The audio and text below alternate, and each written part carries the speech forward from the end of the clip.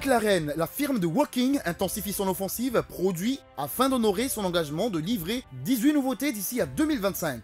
Aujourd'hui, c'est un modèle à part dans la galaxie McLaren qui s'offre au public. Sobrement baptisée GT, elle se veut probablement la plus élégante de la gamme actuelle pour affirmer ses prétentions Grand Tourisme.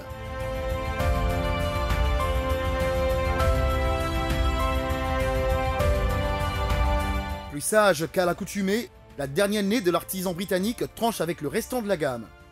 Ces lignes douces sont ici magnifiées par une livrée bronze du plus bel effet et des jantes à 15 branches jouant la discrétion.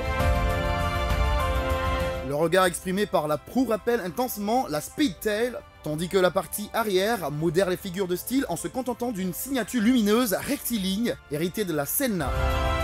La silhouette générale de cette McLaren GT est proche d'une 720S dont on aurait pris soin de gommer tous les artifices inutiles. La structure en fibre de carbone de la McLaren GT lui permet d'afficher un poids de 1530 kg. Sous le capot, le V8 de 4 litres revendique 620 chevaux et 630 Nm de couple. La boîte de vitesse à double embrayage compte 7 rapports et permet de catapulter la bête de 0 à 100 km/h en 3,2 secondes, quand 9 secondes sont réclamées pour atteindre 200 km/h jusqu'à pointer à 326 km/h. Elle sait recevoir cette McLaren GT avec un compartiment à coffre arrière qui cube 420 litres, auquel s'ajoutent 150 litres dissimulés à l'avant. De quoi envisager sereinement les week-ends à deux, lovés dans les fauteuils confort, spécifiquement développés pour les voyages au long cours. Outre le cuir de l'Alcantara disponible au catalogue pour recouvrir l'habitacle, McLaren propose une option cachemire. Pour assumer le confort de ses passagers, la McLaren GT s'équipe de supports moteurs spéciaux, moins rigides que ceux employés d'habitude par les modèles de la marque. Il s'agit véritablement d'isoler l'habitacle des percussions du châssis. Pour parachever ce tableau, l'amortissement est confié à des suspensions hydrauliques pilotées électroniquement. La McLaren GT déboulera en concession à l'automne 2019.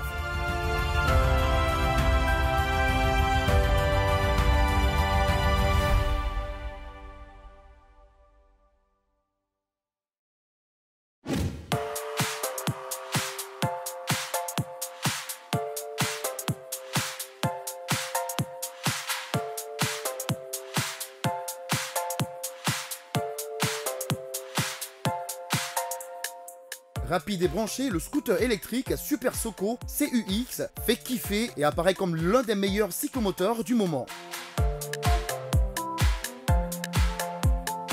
Le Super Soco TC Max est un scooter électrique de 50 cm3 doté d'un cadre en acier ultra léger. Avec un bras oscillant en aluminium, le Super Soco CUX exploite un moteur Bosch intégré dans la roue arrière dont la puissance maxi peut atteindre 2,8 kW. La batterie d'une capacité de 1,8 kWh se loge sur la selle et pèse 10 kg, soit l'équivalent d'un pack de bouteilles d'eau.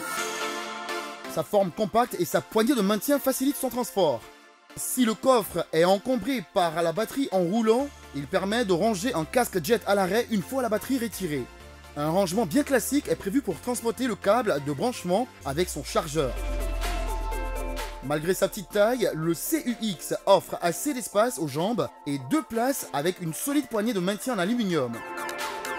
Une boîte à gants ouverte permet de loger une petite bouteille d'eau et intègre une prise USB. L'instrumentation numérique s'accompagne de commandes au guidon bien disposé et peut être complétée par une application sur smartphone en optant pour le kit Bluetooth optionnel. Il est même possible d'ajouter une caméra à l'avant pour filmer ses exploits à tout moment. L'équipement de série est assez impressionnant puisqu'il comprend des optiques à LED, des warnings, une alarme, une clé main libre ou encore un régulateur de vitesse.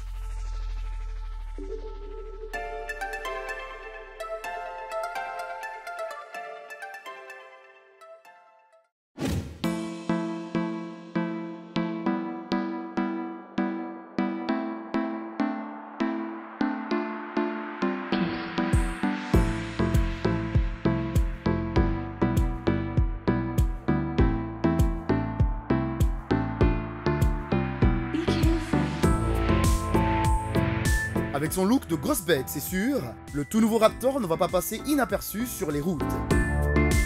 Élargi de 17 cm, rehaussé de 5 cm, doté d'élargisseurs d'ailes et d'autres calandres noires impressionnantes, le Raptor a indiscutablement de la gueule.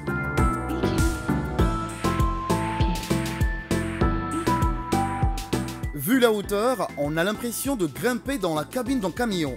Avec l'aide du gros marchepied spécifique, cela se fait toutefois sans problème. L'habitacle, lui, est plutôt celui d'une berline familiale cossue. Siglé Raptor, les sièges enveloppants à réglage électrique héritent d'un garnissage cuir et alcantara.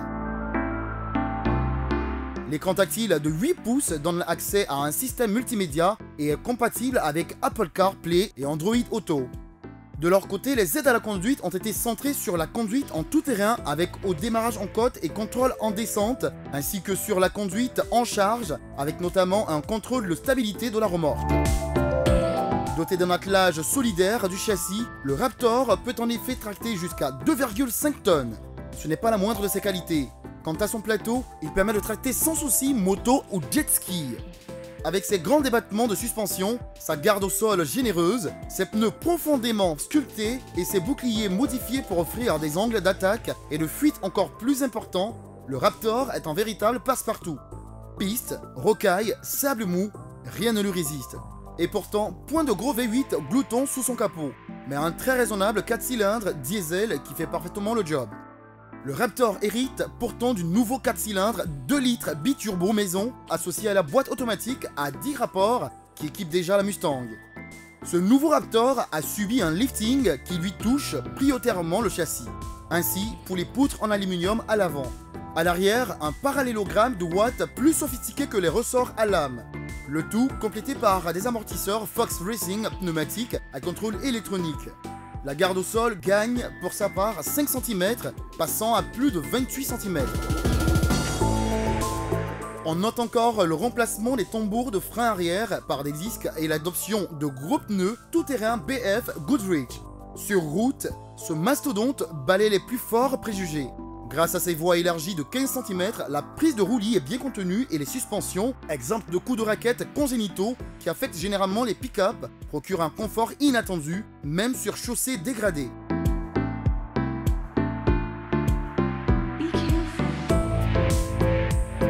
Un mode manuel de la boîte automatique permet de passer les vitesses au volant grâce à des palettes.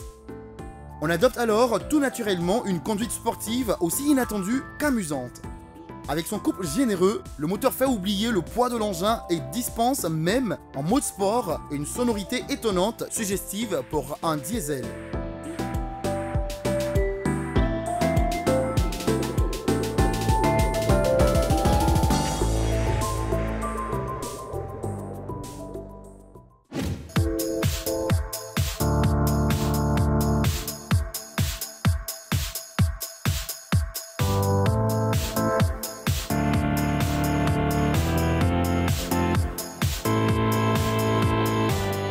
Longtemps considéré comme la chasse gardée des constructeurs américains, le segment des VUS intermédiaires ne connaît désormais plus de frontières. Cette année, c'est au tour de Kia de se mouiller avec le véhicule le plus imposant de son histoire, le Telluride 2020.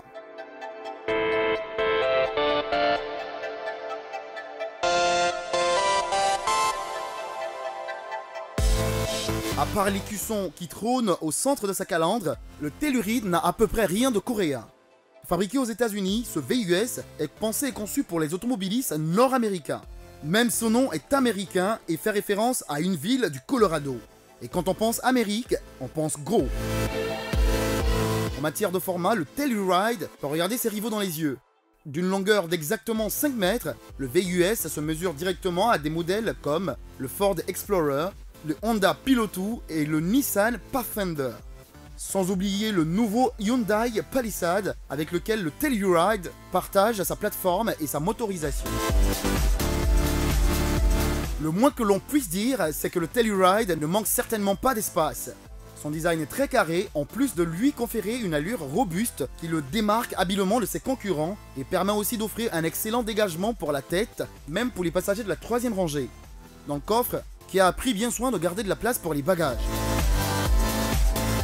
Sans même rabattre la troisième rangée de sièges, le Telluride a un espace de chargement de plus de 600 litres. C'est plus que ce que propose la majorité de ses rivaux. À l'avant, on a droit à une présentation moderne et de bon goût. Le système d'infodivertissement affiché sur un écran tactile passionné très bas afin de ne pas obstruer la visibilité du conducteur est très facile à utiliser. Avec un rouage intégral, un écran tactile de 10,25 pouces, un chargeur de téléphone par induction et un paquet de technologies d'aide à la conduite venant de série, le Telluride 2020 jouit d'une excellente intégration technologique. Peu importe la version choisie, un seul moteur anime le Telluride 2020. Il s'agit d'un V6 de 3,8 litres développant 291 chevaux. Cette mécanique dote le Telluride d'une capacité de remorquage de 2268 kg avec des performances très honnêtes pour un véhicule de cette catégorie. La boîte automatique à 8 rapports accomplit quant à elle un travail sans faille et s'adapte joliment selon le mode de conduite choisi par le conducteur.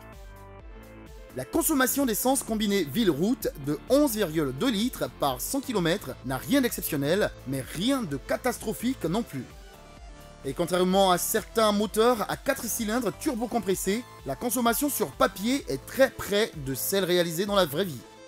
Plus cher que la majorité de ses concurrents, le VUS de Kia est également mieux équipé.